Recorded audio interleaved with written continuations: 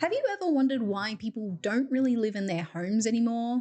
We're told that this is the best time ever to create a space that we love. There's endless inspiration, faster shipping, cheaper furniture, and more design advice than ever before. And yet somehow, most of our homes feel empty, hollow, grey, or just fake. It's strange, isn't it? We have all of this access, and yet our homes have been stripped of character, comfort, or even the sign that someone actually even lives in them. I've been studying interiors since 2020, but over the last 2 months, I've been obsessed with one question.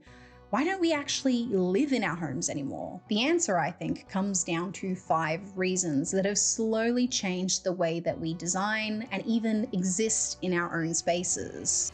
This all starts in the early 2000s, at the peak of loud luxury, when the economy was booming and our TVs were filled with celebrity home tours that turned square footage into status. Shows like MTV Cribs dominated where houses weren't homes, they were intentional flexes on how the wealthy lived. Even though most of those spaces were staged or borrowed, they became our aspirations. We learned to equate living well with owning more. Brands became personality traits and design became performance. During this time, homes reflected this. McMansions were a symbol of making it, and design trends that had theme-based designs like French country, Tuscan villa, and traditional elegance were immensely popular. But that all came to a screeching halt when the 2008 financial crisis hit. What TV shows and advertisements had been promoting for years came crumbling down, and a mental shift happened. If owning more doesn't mean being happier, what if simplicity is the key? Although this was partial cope since people lost their homes and could no longer afford these aspirational ideas, a new trend emerged. Unlike the intense maximalism we had been accustomed to, minimalism brought a philosophy that said less is more. What started as a fringe idea on some early blogs quickly gained traction. There were best-selling books, viral YouTube videos, and decluttering challenges that swept across social media. This style reinvigorated people to pare back all different aspects of their lives, but it had an unintended consequence. As more and more people styled minimalistically, there was a growing trend of feeling less connected to our homes. We even saw quality take a nosedive, with the thinly veiled minimalism being the excuse. Our homes became more pared back, greyed, and while many loved the freedom it brought, it was also an undeniable fact that the economy had played a large role in this trend. What we were seeing here wasn't really just a design trend, it's what's called an austerity effect. When the economy starts to shrink, we start to romanticize things like simplicity, so then we can get through it easier. Economists actually have a name for this sort of shift, and you've probably heard of it. The lipstick index is where lipstick sales go up during economic downtimes because lipstick can make a face feel more put together than any other singular product alone. Women will opt to choose just one item over multiple, and lipstick is that item. In times where we feel we need to buckle down and work, lipstick sales increase. The same trends happen inside our homes, but instead of lipstick, it shows up as something a lot bigger. The piano has frequently been a common instrument you'd see in many middle-class homes. In the 1800s, the piano became the centerpiece of middle-class life. As many more families rose into the middle class during the Industrial Revolution, owning a piano symbolized education, taste, and cultural refinement. It was also a great source of entertainment and social cohesion before screens and media. But as radio, television, and later digital media emerged, the piano has slowly become a decorative relic. Much like the lipstick index, where when sales of the item rise with economic hard times, the price of a piano has been in freefall. Something that once brought families and people together now sits for free on Facebook Marketplace. The communal nature of a piano has slowly been forgotten, and we're starting to see this in other areas too. The dining room, for example, has slowly gotten smaller over time, and now builders are even foregoing the idea of one, expecting people to not host, to not even have a family dinner. They expect us to eat in front of a TV. When these communal items and spaces slowly disappear, our methods of living in our homes shrink too. It forces us to minimize or even give up different ways of living in a home, but that's not the only culprit. Hey, AJ, welcome to our home. Homes are more and more becoming pieces of content over something we live in. You'll see perfectly styled spaces, high-impact room transformations, or even just someone with a certain aesthetic will have a perfectly curated space to match. we have now made Rise to the content home, a space online where influencers can create perfectly styled spaces that look gorgeous on camera. Now, these homes aren't all bad. They are a great source of inspiration, much like the MTV era. And for the creators, you have a source of income like affiliate marketing, and every so often they will show us what it's actually like to live in the space. But more often than not, we are bombarded with these unachievable and even unusable spaces that skew our perception as to what is considered normal. We also have echo chambers, which slowly shows the same things over time, so if we stand out from the crowd, we feel like we're doing something wrong.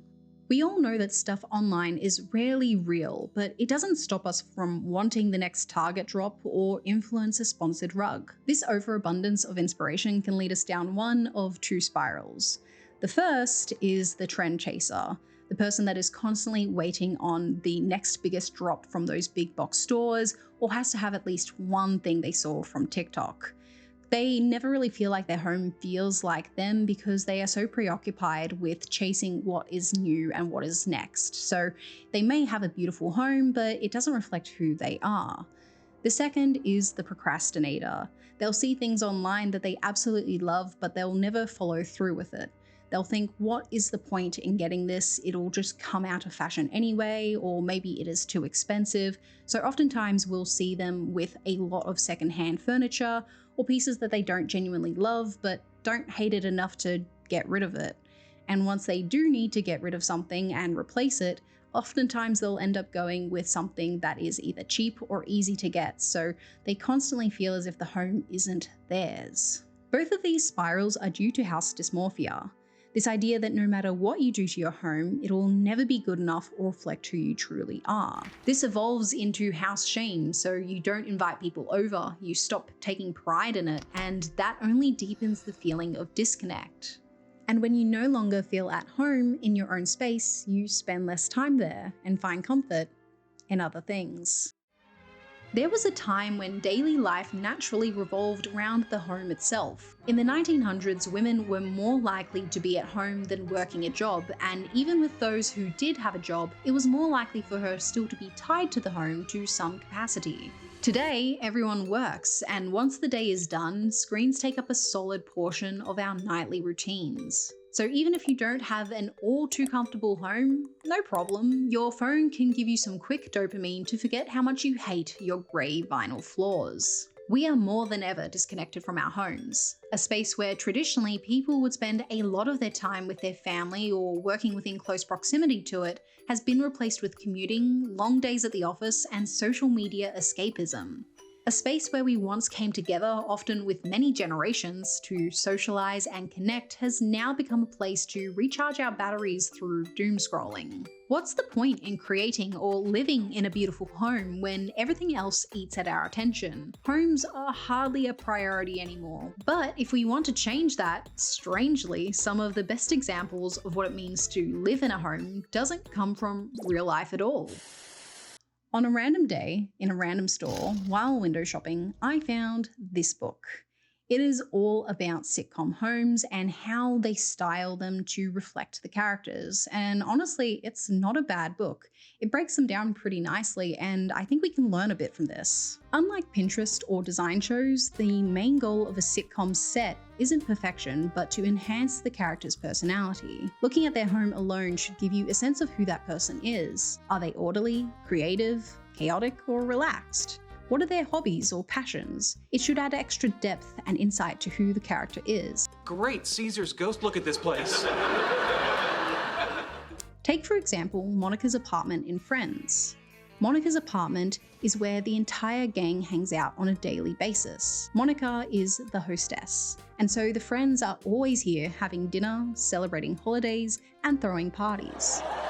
Monica, if you haven't watched the show, is one of the main characters. She's organized, competitive, and nurturing towards the rest of the group. She's a sophisticated Gen Xer that thrives on the role of a hostess. Her home, the main set of the show, reflects this. The show's decorator calls her style Renaissance decorating. It's almost as if she picked up good deals from the flea market and repurposed them. From a small bookshelf as a side table to an antique buffet turned TV stand. There's a wide range of different styles mixed together to create something relatable relaxed and imperfect. The characters grow and change in the home, and the home subtly reflects that. It's part of why the final scene of the series happens here. As the gang leaves the empty apartment for the last time, you can feel the soul has left with them. I think that's what's missing in our homes today. Soul. With the design world constantly showing us the perfectly set up shop and meticulously color graded shades of white, and the same 10 items styled slightly differently, taking a leaf out of a set designer's book to create a home may not actually be all that crazy. Their goal isn't to create a perfect or timeless space, it's to create a home that feels lived in, that reflects the person who actually exists there, quirks and all. So in a world of people that don't really seem to live in their homes anymore, be one of the few who does. Be unashamed to try something new, and although your home may not be perfect, it will have a lot of soul.